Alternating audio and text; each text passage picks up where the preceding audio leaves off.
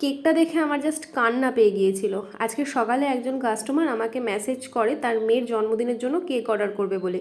তো তাকে যখন আমি বলি যে সে কেমন কি কেক চায়, তো সেই সময় সে আমাকে যেই ছবিটা পাঠায় ওটা দেখে আমার এতটা কষ্ট হচ্ছিল, মানে কান্না পেয়ে গিয়েছিল রীতিমতো। তার কারণটা হলো এই কেকটা যেই দিদিটা অর্ডার করেছিল, মানে যেই দিদিটা এই কেকটা নিয়েছিল, সে মারা গেছে। আর এই দিদিটা মারা গেছে এই জাস্ট 1-1.5 মাস আগেই। তাই কেকটা দেখার সাথে সাথে আমার দিদির সাথে হওয়ার সব কথা মনে পড়ে যাচ্ছিল। এই 5 মাস আগেই দিদি এই কেকটা নিয়েছিল। আমার সাথে দিদির হওয়ার সমস্ত কনভারসেশন, ভয়েস মেসেজ, তার কেকের কি রিভিউ ছিল আজও আমার ফোনে রয়ে গেছে, কিন্তু দিদি নিজেই তো আর নেই পৃথিবীতে। আমি ঠিক কোন কেকটার কথা বলছি নিচে সেই কেকের করা ভিডিওটাও মেনশন করে দেবো।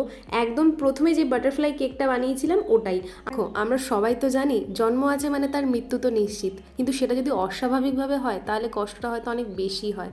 তো কি আর বলবো, দিদি তুমি যেখানেই থেকো ভালো থেকো।